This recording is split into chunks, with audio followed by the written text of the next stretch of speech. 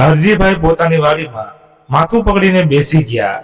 હું મારી માને નથી વેચવા માંગતો, પણ નમસ્કાર, પ્રણામ મિત્રો, જય માતાજી, જય શ્રી કૃષ્ણ. મિત્રો, આજની વાર્તા અંત સુધી સાંભળવા નમ્ર વિનંતી છે.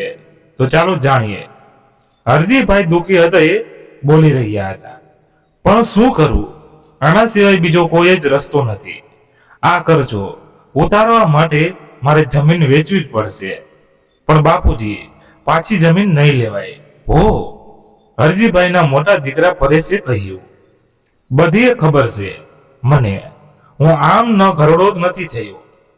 મેં પણ તડકા છાયા જોયા છે, પણ કરજામાંથી હવે બહાર નીકળવાનો એક જ રસ્તો છે. જમીન વેચીને કરજો પૂરી દઈએ, પછી બધાનો ભગવાન છે. 2% મંજૂરી કરીને રડી લેશું.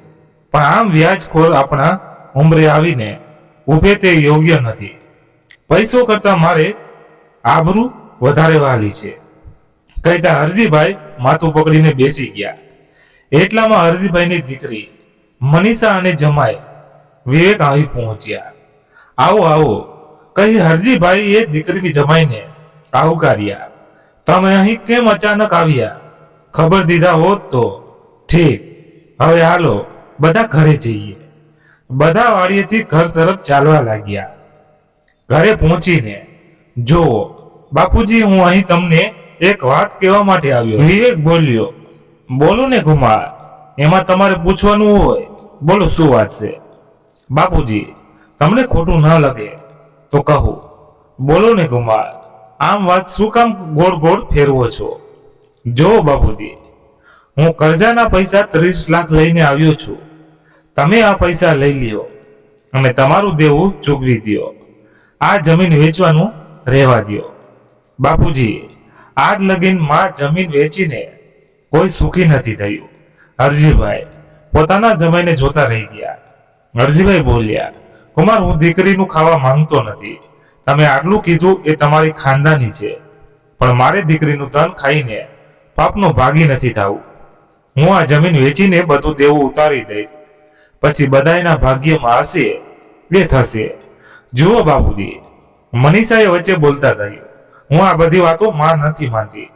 જો બેન મુસીબતમાં હોય તો ભાઈ મદદ કરે, તેમ જ્યારે માય મુસીબતમાં હોય ત્યારે બેન પણ મદદ કરી શકે છે. અત્યારે પૈસા લઈ લ્યો, જ્યારે આવે ત્યારે પાછા આપી દેજો, પણ અત્યારે આ વ્યાજના ચક્કરમાંથી નીકળીને જમીન વેચવાનું રહેવા દો. મને પરેશભાઈએ વાત કરી હોત તો ક્યારેય પણ તેમણે વ્યાજે પૈસા જ ના લેવા દે.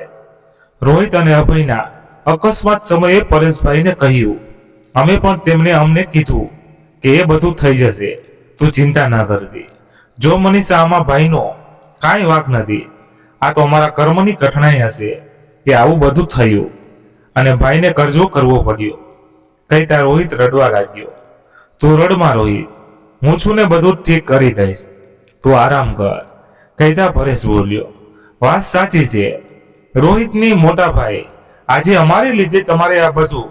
અભય કહેતા કહેતા રડવા લાગ્યો. એ તમે બેને એ આ શું માંડ્યું છે? કીધું ને કે હું હજી જીવતો છું. તમે કાંઈ પણ જાતની ઉપાધિ ના કરો.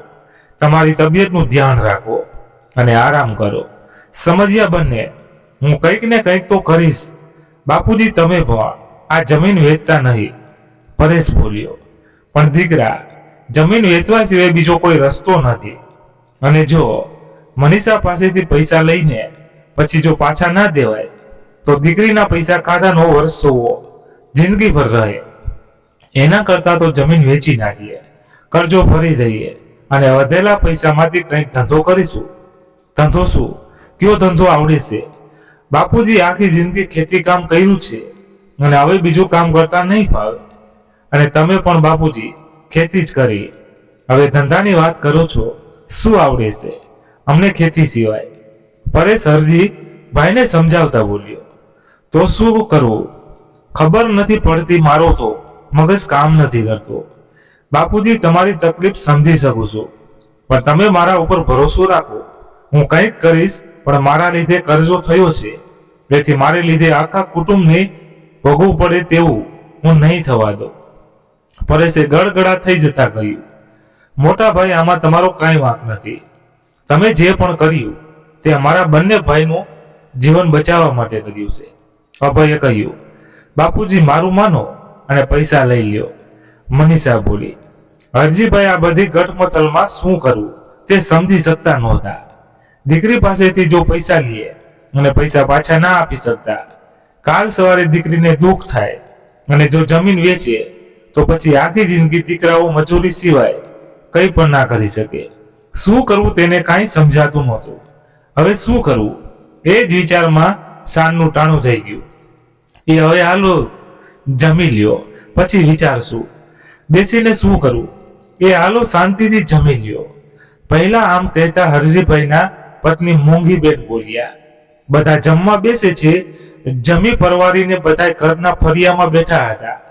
ઠંડો પવન વાઈ રહ્યો હતો, પણ હરજીભાઈના મનમાં તો ચિંતાઓનું તોફાન ચાલતું હતું.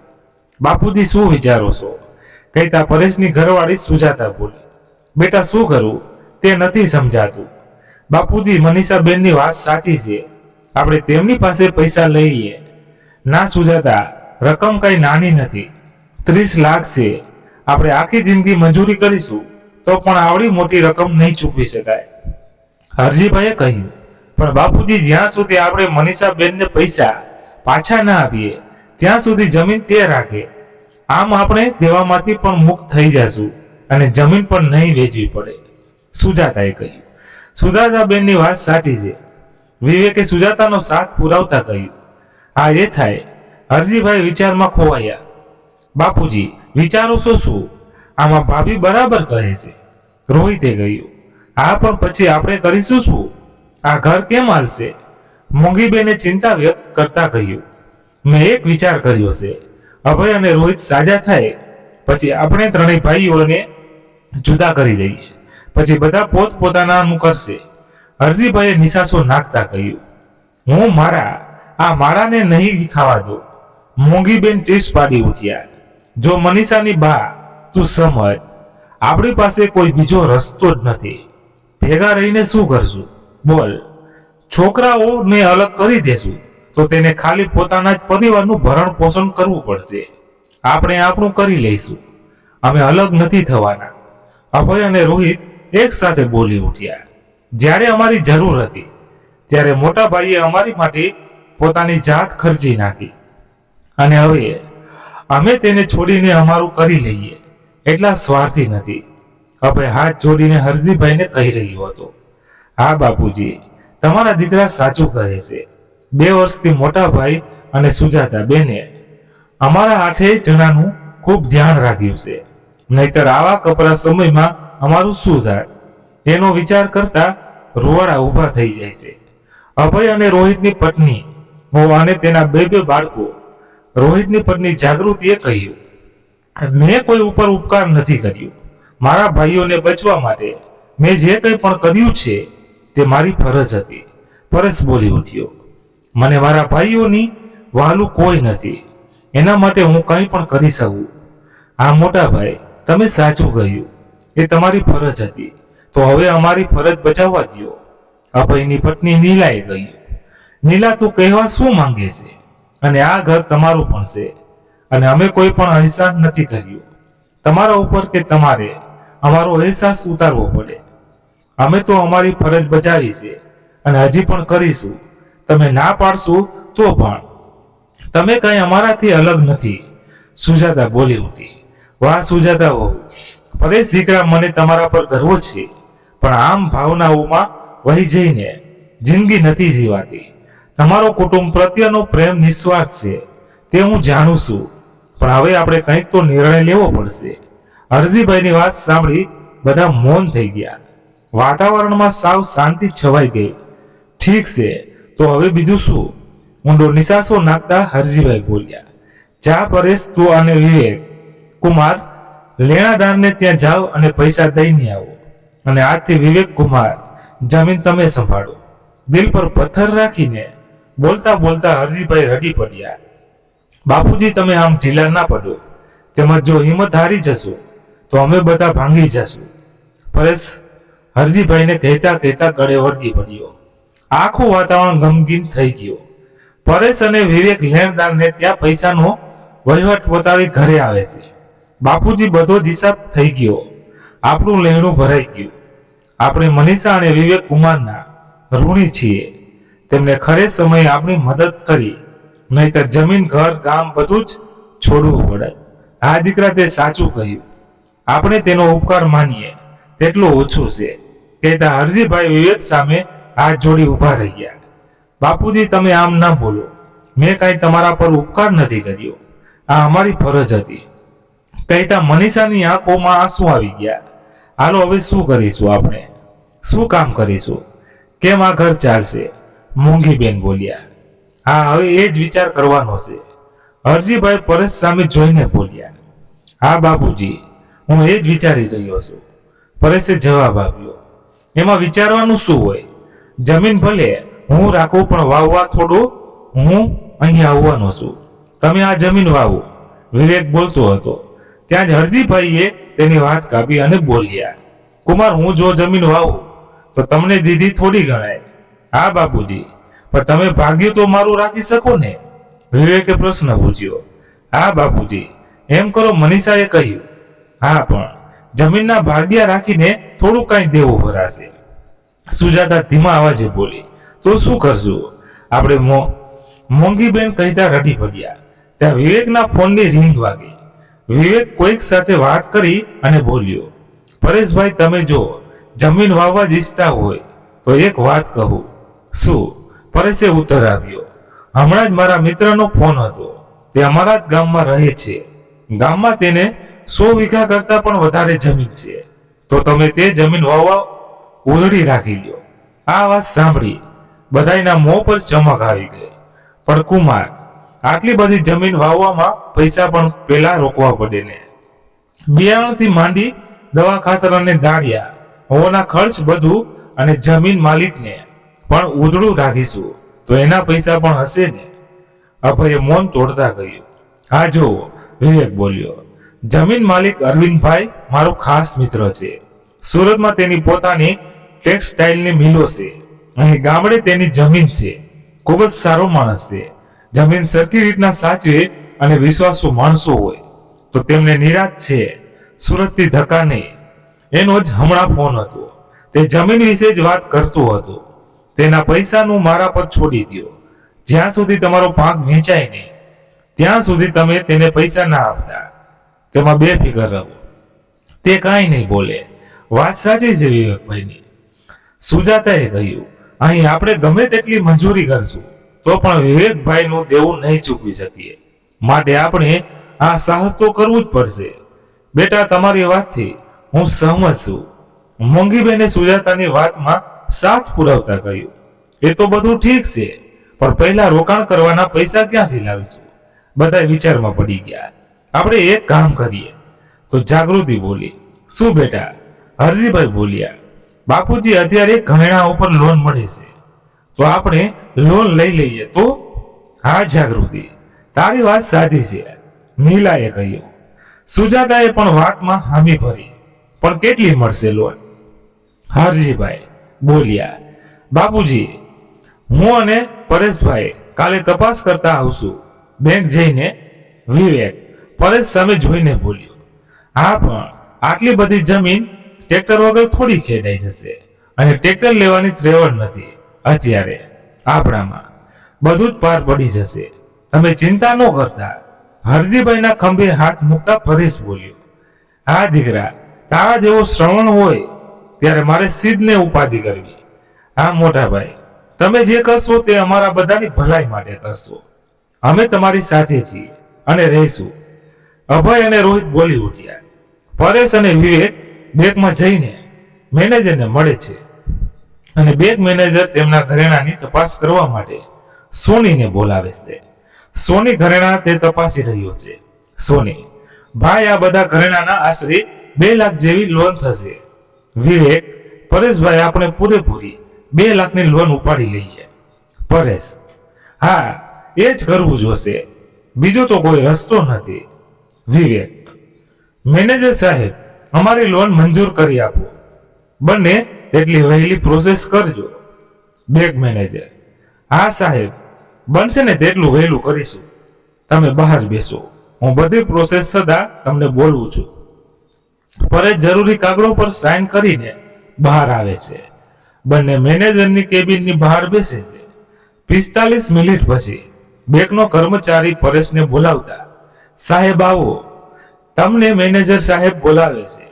મેનેજર, પરેશભાઈ તમારી લોન મંજૂર થઈ ગઈ છે. થોડી જ વારમાં રૂપિયા તમારા ખાતામાં જમા થઈ જશે. થોડી ફોર્માલિટી પતાવી બેને ઘરે જવા નીકળ્યા. ઘરે પહોંચીને, હરજીભાઈ, શું થયું પરેશ? પરેશ, બાપુજી લોન થઈ ગઈ અને પૈસા મારા બેંકના ખાતામાં જમા થઈ ગયા. હરજીભાઈ, સારું થયું બેટા, બધું આજે જ પતી ગયું. હવે વિવેક કુમાર, અમારે ક્યારે સોનપરા જવાનું થશે? સોનપરા, જ્યાં જમીનના ભાગ્યો વાવવા જવાનું છે.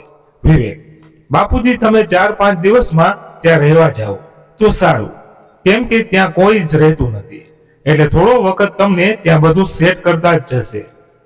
અરવિંદભાઈ વાડી એ મકાન પણ સારું છે, એટલે તમને ત્યાં રહેવામાં કોઈ જાતની તકલીફ નહીં પડે. હરજીભાઈ, મનીષાની બા, તમે બધી તૈયારી કરવા માંડો, જરૂરી સામાન ભરી લ્યો. આપણે બંને તો કાલે રાત્રે નીકળી જશું. અહીં ગામમાં હવે સાવ મન નથી લાગતું. વિવેક કુમાર, આપણે અહીંની જમીનનું શું કરીશું? વિવેક, બાપુજી તમે અહીંયાની જરા પણ ચિંતા ના કરો. અહીંયાની જમીન હું વેલજી કાકાની ભાગમાં આપી દઈશ. વેલજી કાકા પડોશમાં રહે છે. વેલજી કાકા અને હરજીભાઈને ઘર જેવા સંબંધ છે. હરજીભાઈ, ઠીક છે, તો હું જ વેલજીભાઈની સાથે વાત કરી લઈશ. તેમને મને એક વખત વાત તો કરી હતી જમીન ભાગમાં રાખવા બાબત. વિવેક, મને પણ એક વખત કીધું હતું, એટલે જ મને યાદ આવ્યું. તો બાપુજી તમે જ વેલજી કાકા સાથે વાત કરી લો, એટલે અમારે પણ પાછો અહીં ધક્કો નહીં. હરજીભાઈ, હા સારું, તો હું ત્યાં જઈને આવું. મોંઘીબેન, સુજાતા વહુ, તમે ત્રણેય વહુઓ જરૂરી સામાન ભરવા માંડો. હું અને મનીષા ઘરનું કામ અને રસોઈ કરી લઈએ. સુજાતા, હા હાલ જાગૃતિ, નીલા, આપણે સામાન ભરવાનું ચાલુ કરી દઈએ. અભય, હાલો અમે પણ થોડી મદદ કરાવવા લાગીએ. રોહિત, હું પણ આવું છું. વિવેક, સારું, તમે કામ કરો, હું બાપુજી પાસે જાઉં છું. મનીષા, જોયું અભય, કામચોર જીજુ તારા કામને ટાણે નાસી જાય, કહેતા કહેતા હસવા લાગે છે. વિવેક, સાસરે આવીને જમાઈ જલસા કરે, કામ ના કરે, બધા હસવા લાગે છે. મોંઘીબેન, ઘણા દિવસો પછી ઘરમાં હસવાનો અવાજ આવ્યો છે. બાકી તો આ ચિંતાઓમાં અમે મોટા તો શું વિચારો, બાળકો પણ હસવાનું ભૂલી ગયા હતા. વિવેક, બા સારો દિવસ નથી રહ્યો તો ખરાબ દિવસ ક્યાંથી રહેશે? બધું જ સારું થઈ જશે, કહેતા વિવેક વેલજી કાકાને ત્યાં જવા માટે નીકળી જશે અને ઘરની મહિલાઓ પોતપોતાના કામે લાગી જાય છે. અભય અને રોહિત પણ તે લોકોને બનતી મદદ કરે છે. વિવેક અને હરજીભાઈ વેલજી કાકાને મળીને ઘરમાં પ્રવેશ કરે છે. હરજીભાઈ, બેટા પરેશ. પરેશ, હા બાપુજી આવ્યો, કહી રૂમની બહાર નીકળ્યો. હરજીભાઈ, બેટા વેલજીભાઈ સાથે બધી વાતચીત થઈ ગઈ છે, એ અહીંની જમીનનું બધું સંભાળી લેશે, એટલે હવે આપણે અહીંની ચિંતા દૂર થઈ ગઈ છે. પરેશ, સારું બાપુજી. મોંઘીબેન, આપણે કાલે જાશું તો કોઈ વાહનની વ્યવસ્થા કરો, કાલે સામાન ભરાઈ જાય પછી ઉપાધિ નહીં. પરેશ, હા બાપુજી, અમે અને વિવેક કુમાર જઈ આવીએ તો વાહનનું નક્કી થઈ જાય. બીજે દિવસે બપોરે પછીનો સમય, મેટાડોર આવી ગયો. હાલો જલ્દી કરો, કહેતા હરજીભાઈએ બૂમ પાડી. બધાય મેટાડોરમાં સામાન ભરે છે. હરજીભાઈ, અભય, રોહિત, તમે બંને ભાઈઓ વિવેક કુમાર અને મનીષા જોડે તેમની ગાડીમાં આવો, અમે બધા મેટાડોરમાં જ નીકળી જઈશું. અભય, ભલે. રોહિત, હા બાપુજી, તમે અમારી જરા પણ ચિંતા ના કરતા, અમે કુમાર સાથે તેની ગાડીમાં આવી જઈશું. મોંઘીબેન મેટાડોરમાં બેસતા બોલ્યા, સુજાતા બેટા, બધું સાંભળીને લઈ લીધું ને? પાછી ઘરમાં એક વખત નજર ફેરવી જ લેજો. જાગૃતિ, હા બા, બધું જ આવી ગયું છે, કાંઈ પણ બાકી નથી રહ્યું.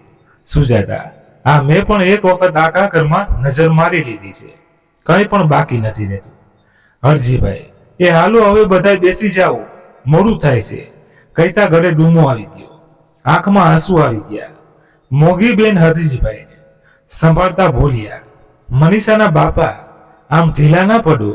છોકરાઓની હિંમત તૂટી જશે. આપણે જ કઠણ થવાનું છે. છોકરાઓને હવે આપણે જ હિંમત આપવાની છે. લ્યો હાલો, હવે માતાજીનું નામ લઈને હવે આપણે ઉપડીએ. રસ્તો ઘણો લાંબો છે. મોંઘીબેન વાત ફેરવતા બોલ્યા, એ હાલો, હવે બોલો જય માતાજી.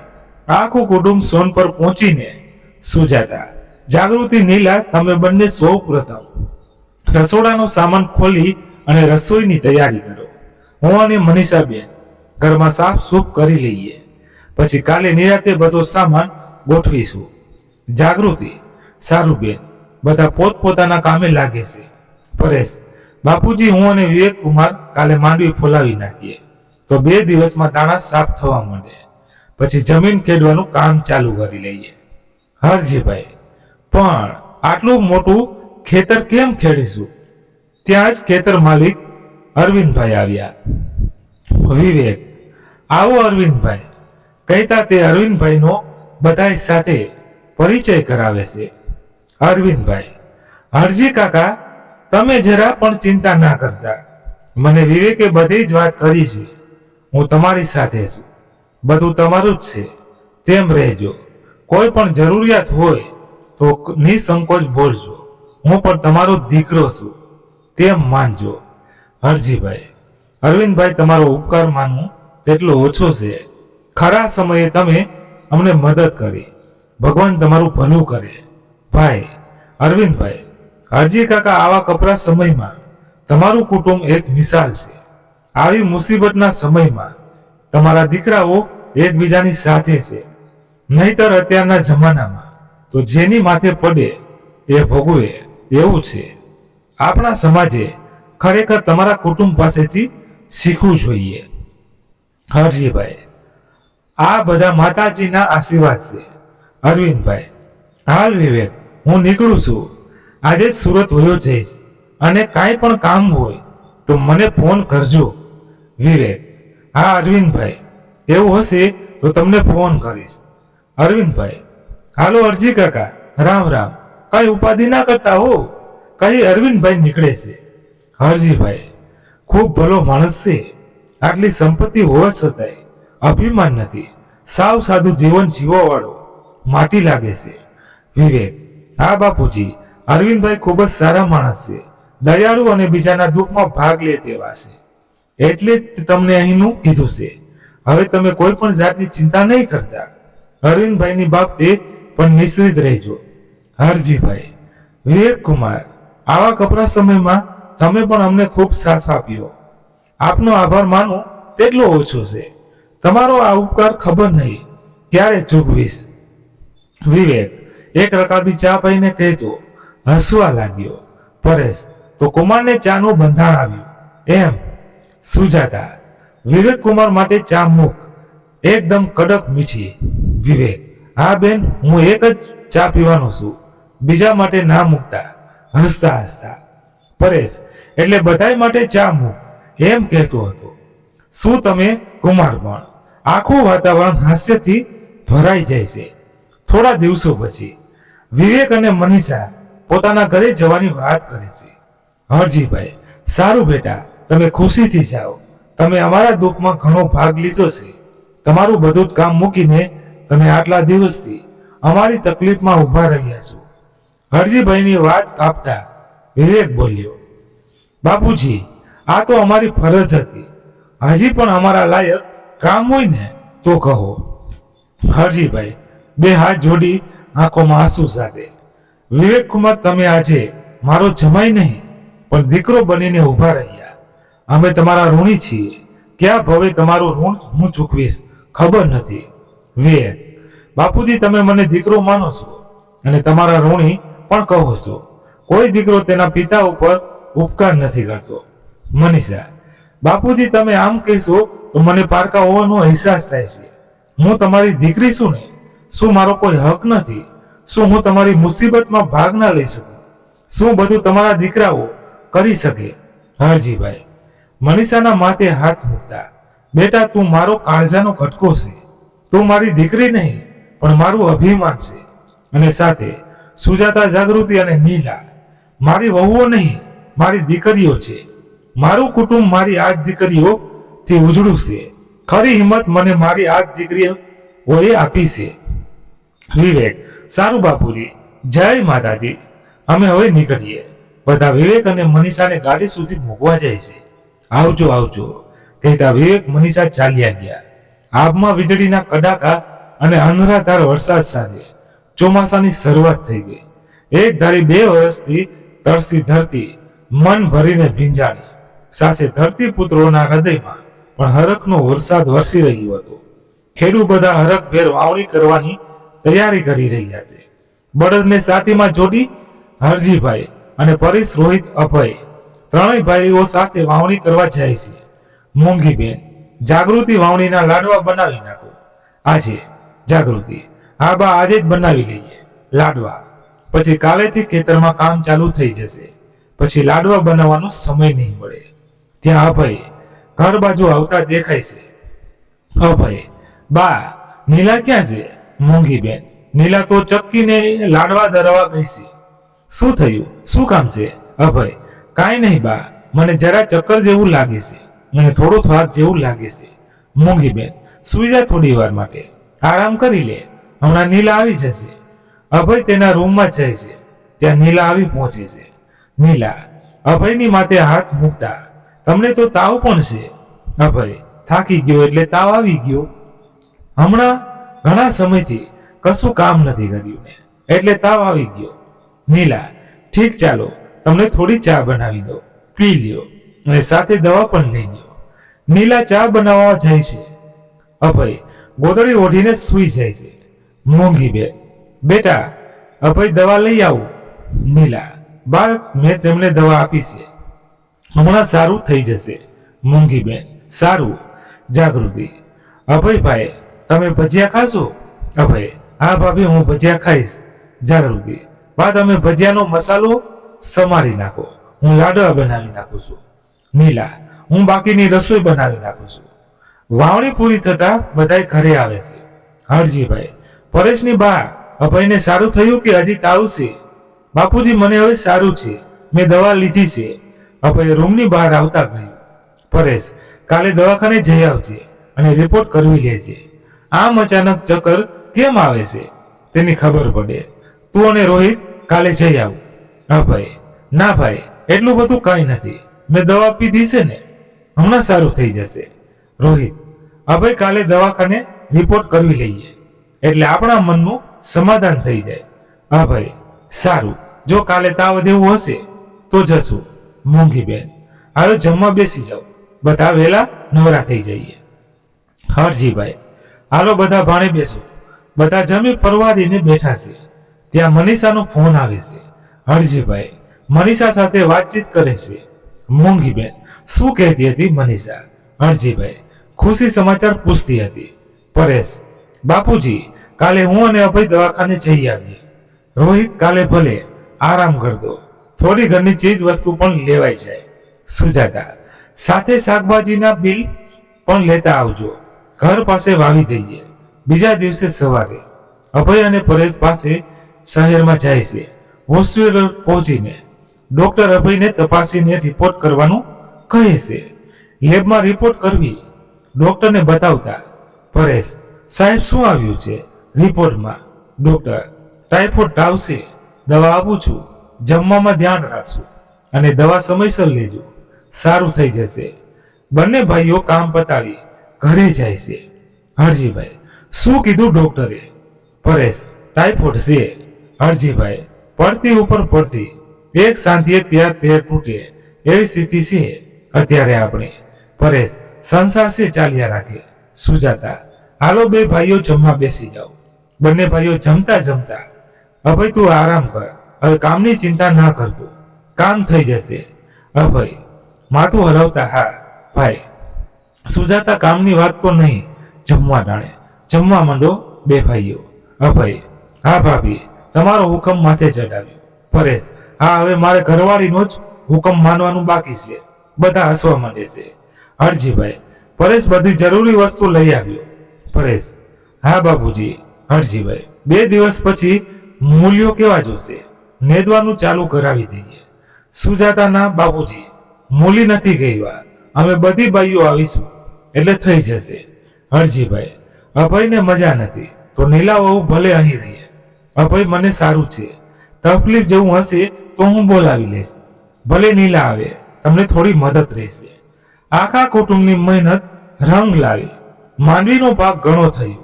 આજે આખું કુટુંબ બહુ જ ખુશ હતું. આખા પરિવારની મહેનત રંગ લાવી. મોલ ચારો બધું જ સારું થયું. આજે માંડવી અને ચારો બંને સારા ભાવે વેચાઈ જાય છે. હરજીભાઈ, આજે અરવિંદભાઈના 2 લાખ તેના ખાતામાં જમા કરાવી દે. પરેશ, હા, હું અરવિંદભાઈ સાથે વાત કરું છું અને માંડવીના રૂપિયા આવ્યા તેમાંથી સોનાની લોન પણ ભરી આવું એટલે માથેથી એક કરજો ઉતરે. હરજીભાઈ, તો તું આપણા ગામ જઈશ ત્યારે થશે ને? એક કામ કર, વિવેકને સાથે લઈ જા. પરેશ, કાલે સવારે જ નીકળીએ. અરવિંદભાઈના ખાતામાં પણ પૈસા જમા થઈ જાય અને લોન પણ ભરી દઈએ એટલે પછી એક વિવેક કુમાર હું બાકી રહે. હવે પછી જે કંઈ ઉપજ થાય તેમાંથી થોડા થોડા કરી વિવેક કુમારના પૈસા પણ ચૂકવી દઈશું. હરજીભાઈ, કુમારને ત્યારે 5 લાખ જેવું દઈ દઈએ તો પરેશ, ના અત્યારે નહીં, પાછી આપી દેશું. અત્યારે હજી શિયાળું વાવેતર કરવું છે તો તેનો પણ ખર્ચ પણ આવશે. હરજીભાઈ, જેવી તારી ઈચ્છા. રોહિત ભાઈ, અભય હમણાંથી થોડો ઢીલો લાગે છે, થોડી વારમાં થાકી જાય છે. તેને સરખું ક્યારે સારા ડોક્ટરને બતાવવું જોશે. પરેશ, મને પણ હમણાં તેની તબિયત સારી નથી દેખાતી, પણ પૂછીએ એટલે વાતને ટાળી જાય છે. હરજીભાઈ, બેટા અભય, હા બાપુજી. હરજીભાઈ, તારી તબિયત સારી ન હોય તો ડોક્ટરને બતાવી દે. અભય, બાપુજી કાંઈ નથી મને, તમે ખોટી ચિંતા કરો છો. હરજીભાઈ, દીકરા ચિંતા તો થઈ ને, બાપ શું તારો. અભય, મને સારું જ છે, આ તો ક્યારેક થાકી જવાય છે. રોહિત, ક્યારેક નહીં, હમણાં તો રોજ થાકેલો લાગે છે. તને કેટલા સમયથી કહું છું કે તું ડોક્ટરને બતાવી દે, પણ તું કાંઈ સાંભળતો જ નથી. અભય, આ માંડવીનું બધું પતી જવા દો. તમે અને પરેશભાઈ પહેલા આપણે ગામ જઈએ, પછી હોસ્પિટલ જઈશું. હરજીભાઈ, કાલે પણ આપણે બાપ દીકરો જઈ આવીએ તો? પરેશભાઈ, હા બાપુજીએ બરાબર એમ જ કરવો. તમે અને અભય હોસ્પિટલ જઈ આવો. અભય, મોટા ભાઈ તમે પહેલા તમારું કામ પતાવી દો, પછી આપણે બંને ભાઈઓ હોસ્પિટલ જઈ આવશું. પરેશ, તું ડરે છે કેમ હોસ્પિટલથી? અભય, ભાઈ હું કહેતા રડી પડ્યો. પરેશ, શું વાત છે? અભય, શું મૂંઝાશો? અભય, કાંઈ નહીં ભાઈ, કાંઈ પોતાના રૂમમાં જઈને સૂઈ જાય છે. હરજીભાઈ, શું થયું છે આ છોકરાને, કેમ આમ કરે છે? પરેશ, વાંધો નહીં બાપુજી, હું અને રોહિત કાલે પહેલા તેને હોસ્પિટલ લઈ જશું, પછી બધું કામ પતાવીશું. શું? હરજીભાઈ, જેવી તમારી મરજી, હવે સૂઈ જઈએ. કહેતા હરજીભાઈ પથારીમાં પડે છે. એક પછી એક ઘરના બધા સભ્યો સૂઈ જાય છે. મોડી રાતે નીલા એકદમ ચીસો પાડવા માંડી. અભય, શું થયું? શું થાય છે તમને? હરજીભાઈના કાને નીલાનો અવાજ પહોંચ્યો. હરજીભાઈ સફાળા પથારીમાંથી બેઠા થયા. હૃદયમાં ધ્રાસકો પડી ગયો. માંડ ધ્રુતા સ્વરે બોલ્યા, નીલા બેટા, શું થયું? ફાળમાં ને ફાળમાં અભયના રૂમ સુધી માંડ હરજીભાઈ પહોંચ્યા. હરજીભાઈનો અવાજ સાંભળી ને નીલાએ પોતાના રૂમનો દરવાજો ખોલ્યો. બાપુજી કહેતા ગળે રૂમો આવી ગયો. રૂમતા અવાજે નીલા કંઈ પણ આગળ બોલી શકી નહીં. હરજીભાઈએ અભય સામું જોયું. અભયને જોતા જ હરજીભાઈના ઘા ખાઈ ગયા. આંખોમાં આંસુ આવી ગયા. દીકરા કહેતા જમીન પર ચક્કર ખાઈને પડી ગયા. નીલા હરજીભાઈને સંભાળતા બોલી, બાપુજી અહીં બેસો તમે. કહી નીલાએ હરજીભાઈને પલંગ પર બેસાડ્યા. હું પરેશભાઈને બોલાવું છું. આમ કહી હિપકા પરથી નીલા પરેશભાઈના રૂમમાં તરફ દોડી જાય છે. નીલાએ પરેશના રૂમનો દરવાજો ખખડાવ્યો. પરેશભાઈ, સુજાતા ભાભી, જલ્દી બહાર આવો. બોલતા બોલતા નીલાની આંખોમાંથી ચોધાર આંસુ નીકળ્યા. રડતા રડતા નીલાથી સરખું બોલાતું પણ નહોતું. સુજાતાએ દરવાજો ખોલ્યો. સામે નીલા દેખાઈ. સુજાતાએ આંખો ઉપર હાથ ફેરવતા નીલાને પૂછ્યું, શું થયું? નીલાએ એટલામાં પરેશ પણ બહાર આવ્યો. નીલા એ જોતા પરેશને બોલ્યા, નીલા કેમ રડો છો? શું થયું? અભય ઠીક તો છે ને? આટલો બધો કોલાહલ થતા મોંઘીબેનની નીંદર તૂટી જાય છે. નીલા અભય શું થયું કહેતા અભયના રૂમ બાજુ જાય છે. અભયના રૂમમાં હરજીભાઈ ગુમસુમ બેઠેલા જોઈને હરજીભાઈને કંઈ પૂછવા જાય છે. ત્યાં જ સામે અભય પથારીમાં સૂતો દેખાણો. અભય સામે જોતા મોંઘીબેનની આંખો ફાટી ગઈ. તે ચીસ પાડી ઉઠ્યા. અભય મોંઘીબેનની ચીસ સાંભળી રોહિત અને જાગૃતિ પણ જાગી ગયા. બાનો અવાજ, શું થયું હશે વિચારતા બંને પોતાના રૂમમાંથી બહાર આવ્યા. તેને પરેશ, સુજાતા અને નીલાને ઉભેલા જોયા. નીલા રડતી રડતી પરેશને કંઈક કહી રહી હતી. રોહિત અને જાગૃતિ ત્યાં પહોંચીને બોલ્યા, શું થયું નીલા? કેમ આટલી રડે છે? બાપુજી અને બા ક્યાં પોતાની પથારીમાં દેખાતા નથી. રોહિત હરજીભાઈ અને મોંઘીબેનના ખાટલા બાજુ નજર કરતા બોલ્યો. નીલાભાઈ. અભય આટલું સાંભળતા જ રોહિત અને પરેશ અભયના રૂમ બાજુ દોડી જાય છે. જાગૃતિ અને સુજાતા પણ જાણે એક ધબકારો ચૂકી ગઈ. બધા અભયના રૂમ તરફ દોડી ગયા. અભયના રૂમમાં પહોંચતા ત્યાં હરજીભાઈ અને મોંઘીબેનને અભય પાસેલા બેસેલા જોઈ બાપુજી બા અભય પથારીમાં બેભાન પડ્યો હતો. તેના મોંમાં લોહીના ટીપાઓ હતા અને પથારી નીચે લોહીનું ખાબોચિયું હતું. નીલા અભયને લોહીની ઉલટી થઈ અને તે બેભાન થઈ ગયા. હરજીભાઈ અભય કહેતા અભયને ઢંઢોળવા લાગ્યા. પરેશ અને અભયને હોસ્પિટલમાં લઈ જવા માટે હું કોઈ વાહનની વ્યવસ્થા કરું છું. મોંઘીબેન અને હરજીભાઈને જાણે એક એક પળ એક એક ક્ષણ મોત જેવી લાગતી હતી. જુવાન જોત દીકરો અધમરી હાલતમાં લોહીના ખાબોચિયામાં પડ્યો હતો. આ દ્રશ્ય જોયું બંનેનું કાળજું કપાતું હતું. શું થશે દીકરાને? ઘણા દિવસની કહેતા હતા તું દવાખાને બતાય, તારા રિપોર્ટ કરાવી લે. દીકરો એક તરીને બીજો નહોતો થતો. મોંઘીબેન ઊંડો નિસાસો નાખતા બોલ્યા, હે ભગવાન, તું ક્યાં જન્મની સજા દઈ રહ્યો છે? અમારી કસોટીઓનો તો કોઈ અંત જ નથી આવતો. હરજીભાઈ આટલું બોલતા ભોંય પર જ ચડી પડ્યા. એટલામાં પરેશ છકડો રિક્ષા બાંધીને આવી પહોંચે છે. અભયને હોસ્પિટલ લઈ ગયા. સુજાતા અને જાગૃતિ બંને ઘરે હતા બાળકો પાસે. ડોક્ટર અભયને તપાસી રહ્યા છે. નર્સ, ડોક્ટર સાહેબ અંદર બોલાવે છે. ગમે તે એક વ્યક્તિ અંદર જાઓ. હરજીભાઈ પરેશ તરફ ઇશારો કરતા પરેશ ડોક્ટરની કેબિનમાં દાખલ થાય છે. ડોક્ટર, કેટલા સમયથી બીમાર છે? અભય, આવું પહેલા ક્યારે પણ થયું હતું? પરેશ, ના સાહેબ, પહેલા ક્યારેય પણ આવું નહોતું થયું, પરંતુ હમણાં થોડા સમયથી થાકેલો રહેતો. બહુ સમજાવતા તેને દવા લેવાનું, પણ અમારી વાત આજ સુધી માની નહીં અને આજે કહેતા રડી પડ્યો. પોતાની જાતને સંભાળતા, શું થયું છે સાહેબ? ડોક્ટર, એ તો હવે બધા ટેસ્ટ કરાવ્યા પછી ખબર પડે, પણ મને શંકા છે કે અભયની કિડની ફેલ થઈ ગઈ છે. એટલે તો તમને મેં પૂછ્યું, પેલા કાંઈ થયું હતું? શું કિડની ફેલ થઈ? પણ જાણે કોઈ એ વજ્રઘાત કર્યો હોય. તે ગુમસુમ બેસી ગયો.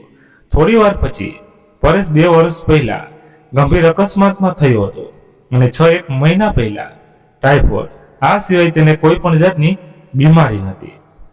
અકસ્માત અને ટાઇફોઇડની દવાની આડઅસર થઈ હોય એવું બની શકે. સાચું તો રિપોર્ટ આવ્યા પછી જ કહી શકાય. ઠીક છે સાહેબ, તમે ટેસ્ટ કરવો, પરંતુ અભય ભાનમાં ક્યારે આવશે? સવાર સુધીમાં અભયને હોશમાં આવી જશે. સવારે તેના બધા ટેસ્ટ કરાવીશું.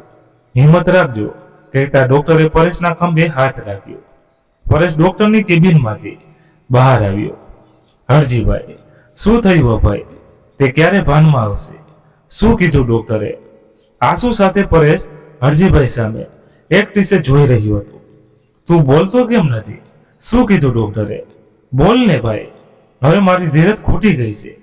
પરેશ, બાપુજી કાલે ટેસ્ટ થશે ત્યારે ખબર પડે. ડોક્ટરે ઇન્જેક્શન આપી દીધું છે. સવાર સુધીમાં હવે ભાનમાં આવી જશે. ડોક્ટરે દવા લખી આપી છે. હું મેડિકલે જઈને આવું છું. પરેશ ના ગયા પછી હરજીભાઈ મોંઘીબેન સામે જોઈને કહે છે, જોયું અભયની બા ના દીકરો કેવો સમજદાર થઈ ગયો છે. આપણને ચિંતા થાય એટલે આપણને કાંઈ વાત નથી કરતો, પણ હું એનો બાપ છું. એના મનને પારખી શકું છું. એ આપણાથી વાત છુપાવે છે. નક્કી અભયને કંઈક વધારે તકલીફ છે. મોંઘીબેન: અભય: ના બાપા, આપણે હિંમત હારશું ને તો દીકરાઓ પણ મૂંઝાઈ જશે. આપણે હજી નીલાને પણ સંભાળવાની છે. તેને બિચારીને આપણા સિવાય બીજું કોણ છે? મા બાપ મરી ગયા, મામા અને મામીએ મોટી કરી, અને આપણા સિવાય બીજો કોઈ સહારો નથી. તમે હવે રડોમાં. હોસ્પિટલની બહાર જતા પરેશ વિવેકને ફોન કરે છે.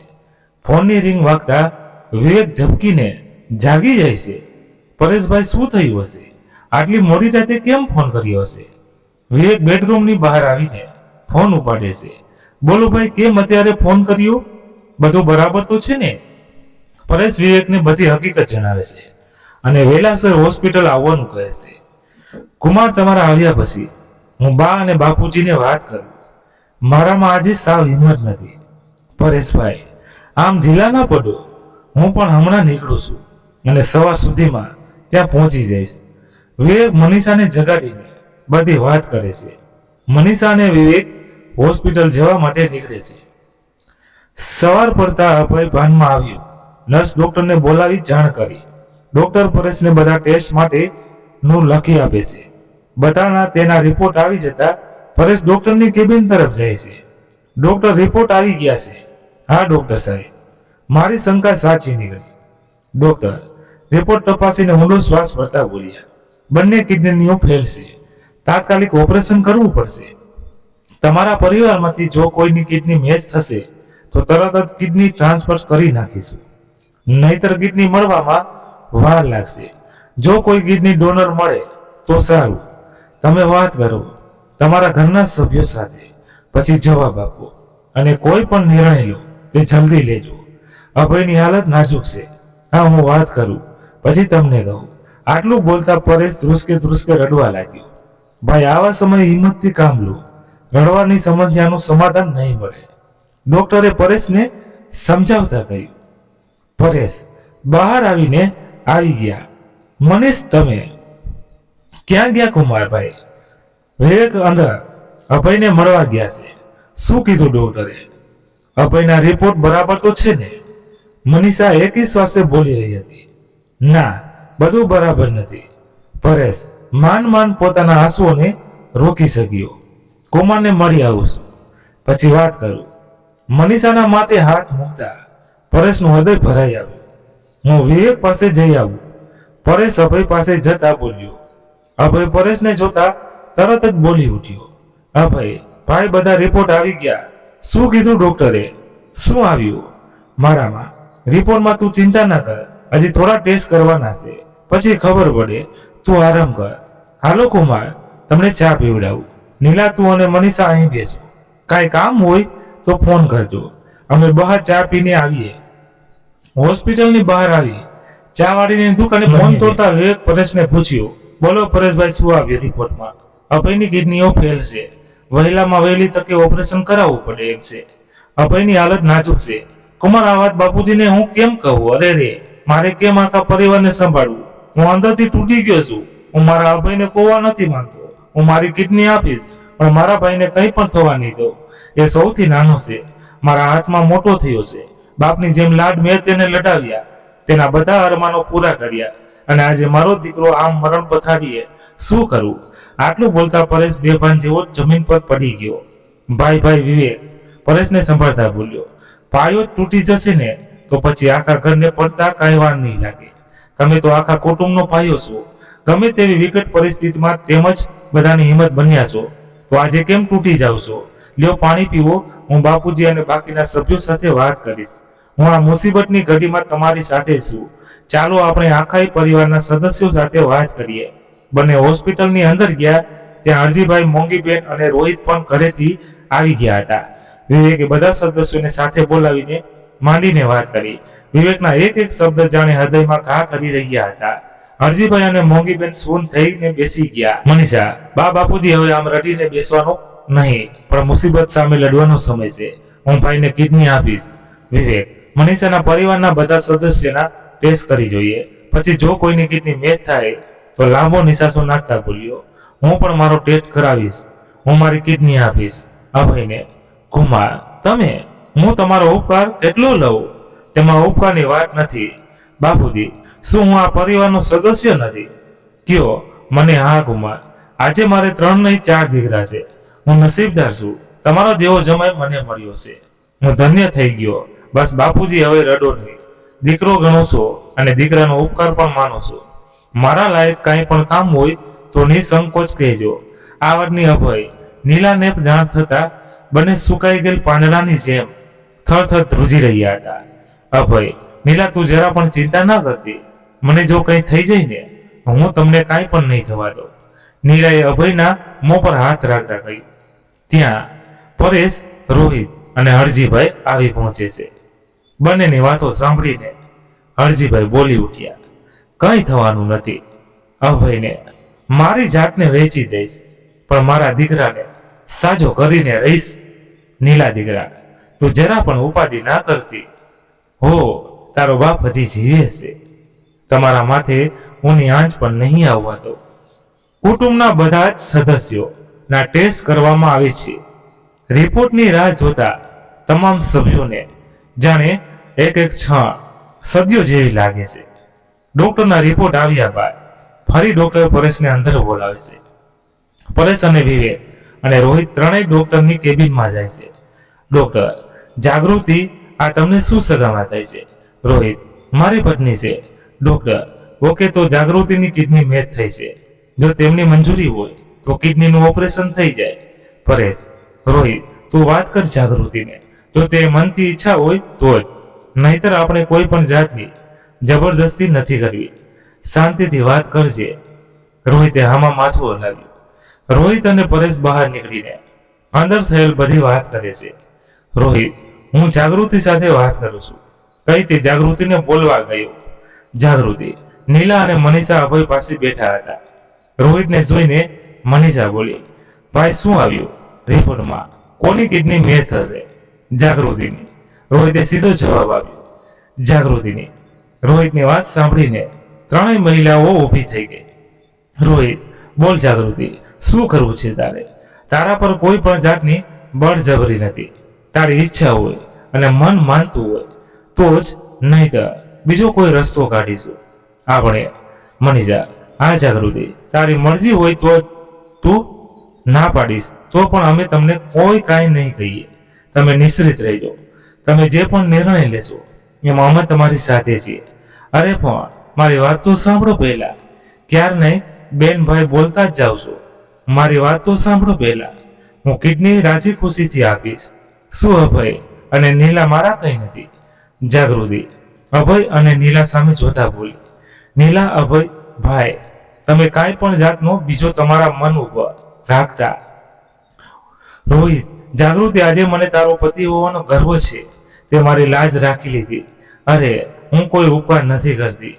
મારી ફરજમાં આવે છે તે કરું છું. જાગૃતિની આંખમાં આંસુ આવી ગયા. આજુબાજુમાં ઉભેલ નર્સ અને બીજા દર્દીઓ પણ આ નજરો જોઈને પોતાના આંસુ ના રોકી શક્યા. અભય અને જાગૃતિને ઓપરેશન થિયેટરમાં લઈ ગયા. ઓપરેશન માટે બધાય ઓપરેશન રૂમની સામે બેઠા હતા. બધાના મોઢા પર ચિંતાઓ સાફ દેખાતી હતી, છતાંય એકબીજાને દિલાસો દેતા હતા. નીલા મોંઘી બેનના ખંભા પર પોતાનું માથું મૂકી બેઠી હતી. મોંઘી બેનનો હાથ નીલાએ જોરથી પકડી રાખ્યો હતો. નીલા ધ્રુજી રહી હતી. ત્યાં નીલાના મામા અને મામી આવી પહોંચ્યા. મામા મામીને જોઈ નીલા ઊભી થઈ. નીલા મામાને વળગી ખૂબ રડી. મામા દિલાસો દેતા તેને શાંત કરાવતા હતા. મોંઘી બેન, નીલા દીકરા, રડમાં. અમે તો બધા તારી સાથે છીએ, બસ રડમાં. જો મનીષા લીલાને પાણી પીવા લઈ જાય, બંને પાણી પીવા જાય છે. મોંઘી બેન વેવાઈ અને વેવાણને આવકાર આપી બેસાડ્યા. નીલાના મામીનું નામ તો આમ કૌશલ્યાબેન, પણ ગુણ મંત્રા જેવા કોઈને ખટપટ ના કરે ત્યાં સુધી જમવાનું પચે નહીં. કૌશલ્યાબેન, મોંઘીબેન, વાત કહું, દુઃખ ના લગાડતા. મને તો પહેલા જ ખબર હતી કે આવું કંઈક થશે. અમારી જ કાળમુખી છે. જન્મતાની સાથે જ મા અને બાપને ખાઈ ગઈ. એના કુટુંબમાં પણ કોઈએ સાચવી નહીં, એટલે તેના મામા એને અમારે ત્યાં લઈ આવ્યા. મારી માથે થોપી એ કાળમુખીને. અને લગ્ન પછી રોહિતભાઈ અને અભય કુમારનું એક્સિડન્ટ થયું. પાછો આવડો મોટો કરજો કરવો પડ્યો પરેશભાઈને અને બિચારી જાગૃતિને. પણ હવે આખી જિંદગી એ કિડની પર રહેવું જોશે. આ અમારી કાળમુખી ના જ પગલે થયું છે. અમારી અપશકુનિયાળ છે. મોય મળતી પણ નથી, બીજાઓને મારવા આવી છે. કૌશલ્યાબેનની વાત સાંભળી મોંઘીબેન ઘડીક તો તેની સામે જોઈ રહ્યા, પછી થોડા સ્વસ્થ થઈને બોલ્યા, જુઓ કૌશલ્યાબેન, નીલા મારી વહુ નહીં પણ મારી દીકરી છે, અને હું મારી દીકરી વિરુદ્ધ એક શબ્દ પણ સહન નહીં કરું. અને રહી વાત અમારી મુસીબતની, તો એ અમારી કર્મની કઠણાઈ છે. અમારા નસીબમાં જ આ બધું લખેલું હશે. એ મારી નીલાનો શું વા, શું કામ તમે તેની પાછળ પડ્યા છો? એ બિચારીને અત્યારે આપણી જરૂર છે. મા બાપ વિનાની છોકરી બિચારી, અત્યારે તેના દિલ પર શું વીતતું હશે તેનો અંદાજ છે તમને? અત્યારે તેને હિંમત આપવાની જગ્યાએ એને આમ ધુતકારાનો અભાય. કૌશલ્યાબેન, તમે તો તેના મામી છો. તમે તેને મોટી કરી, પણ તમે એની માં ન બની શક્યા. એક સ્ત્રી થઈને કેમ બીજી સ્ત્રીની વેદના નથી સમજી શકતા તમે? કૌશલ્યાબેન, મારી ત્રણેય વહુઓનું સ્થાન મારી દીકરી મનીષા કરતા પણ વિશેષ. તમને શું ખબર? વેવાણ મારા ઘરની આ ગૃહલક્ષ્મીઓ થકી અમે આ મુસીબતોમાં પણ એક સાથે છીએ. નહીતર મારું આ કુટુંબ ક્યાંનું વેર વિખેર થઈ ગયું હોત. અમારા કુટુંબની એકતા કઈ મારા દીકરાઓ થકી નહીં, પણ મારી આ દીકરીઓ થકી છે. તેમની સમજદારી થકી છે. એટલે આજ પછી ક્યારે પણ આવા વેણ બોલતા નહીં. હું મારી દીકરીઓનું અપમાન ક્યારેય પણ સહન નહીં કરું. મોંઘીબેનની વાત સાંભળીને કૌશલ્યાબેન તનબન થઈ ગયા. એને થોડી પણ આશા નહોતી કે મોંઘીબેન તેમને આવો જવાબ આપશે. કૌશલ્યાબેનના અરમાનો પર મોંઘીબેન પાણી ફેરવી દીધું. તે નીલાને ઉતારી પાડવા માંગતા હતા, પણ તેનો દાવ ઉલટો પડ્યો. ત્યાં નીલા અને મનીષા આવી પહોંચે છે.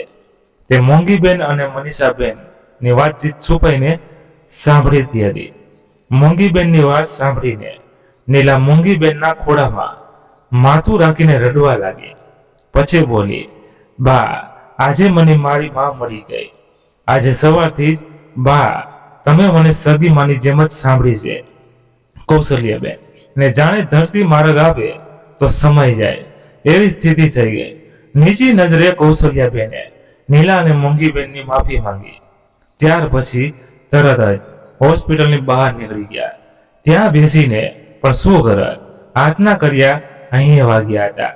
કૌશલ્યાબેનના ગયા પછી નીલાના મામા મોંઘીબેન, આજે તમે ખરા અર્થમાં સાસુ વહુના સંબંધોની મિસાલ દીધી છે. આવો જ પ્રેમ જો દરેક સાસુ વહુમાં હોય તો ક્યારેય પણ દીકરીને દુઃખ ના થાય. તમે સાસુ થઈને નીલાની પટકે ઊભા રહ્યા, અને કૌશલ્યા માં તો ઠીક, મામીનો પ્રેમ પણ ના આપી શકી. આજે હું નીલાની ચિંતામાંથી મુક્ત થયો.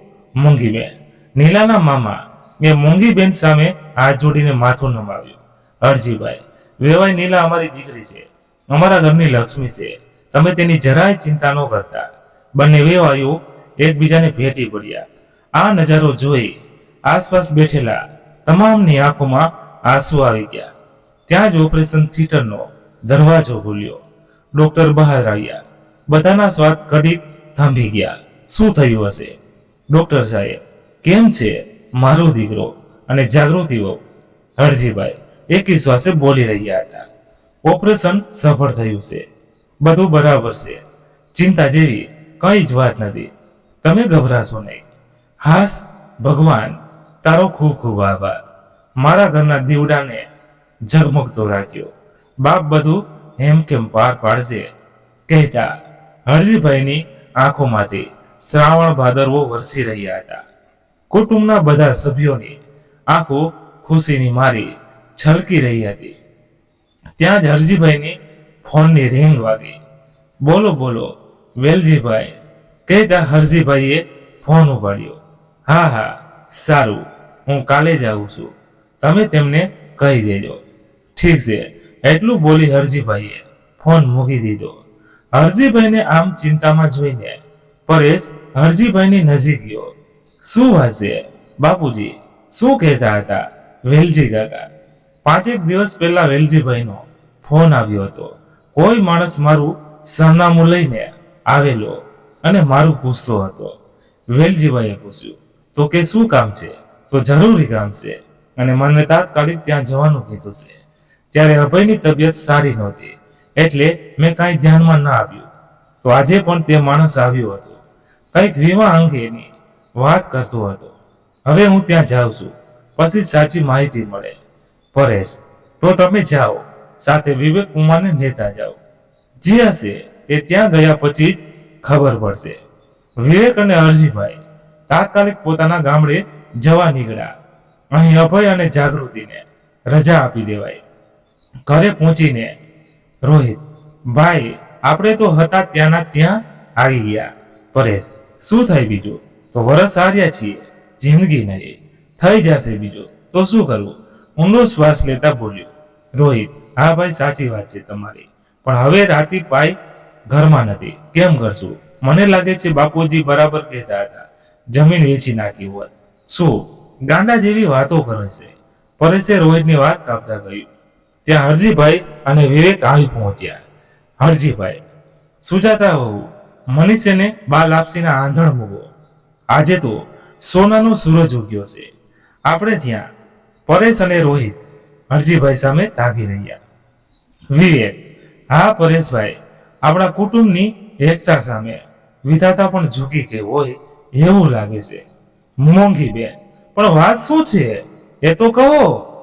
હરજીભાઈ, પરેશની બા, તને યાદ છે જ્યારે હજી પરેશનો જન્મ પણ નહોતો થયો ત્યારે આપણે આમ જ ભાગ્યનું રાખેલું અને ત્યારે ઈશ્વરની કૃપાથી મબલક ઉત્પાદન થયેલું. મોંઘી બેન, હા પણ એ વાતને તો ઘણા વર્ષો વીતી ગયા. હા, એ સમયમાં મેં તારા ભાઈના કહેવાથી આપણું અત્યારનું મકાન લીધું હતું અને બાકીના પૈસાનો વીમો કરાવ્યો હતો. મોંઘી બેન, હા હા, યાદ આવ્યું. હરજીભાઈ, એ વીમાનું તો પણ હું ભૂલી ગયો હતો, પણ વીમા વાળો ભાઈ હમણાં ઘણા સમયથી આપણી ઘરે ધક્કા ખાતો હતો. મોંઘી બેન, હા એટલે જ વેલજીભાઈનો ફોન આવેલો. શું તેને આ જ કામ હતું? હરજીભાઈ, હા, મારો એ વીમો પાકી ગયો છે. કુમાર, કહો કેટલા રૂપિયા આવ્યા? વિવેક, બા 1.5 કરોડનો ચેક આવ્યો. 1.5 કરોડ? બધાની આંખો પહોળી થઈ ગઈ. હરજીભાઈ, હા, હવે આપણને આપણી બધી મુસીબતોથી છુટકારો મળી જશે. કુમારને પણ તેના પૈસા આપી દેશું અને આપણી જમીન પણ વાવીશું. હવે તો બસ શાંતિથી જીવન જીવીશું. લાપસીના આંધણ મૂકો. હવે આપણે કાલે જ આપણે ગામ જવાનું છે. આખું કુટુંબ એક ભાણે બેસી જમી રહ્યા હતા. ઘણા દિવસો પછી ખુશીએ તેના ઘર સામે જોયું હતું. મિત્રો, વાર્તા સમાપ્ત થઈ.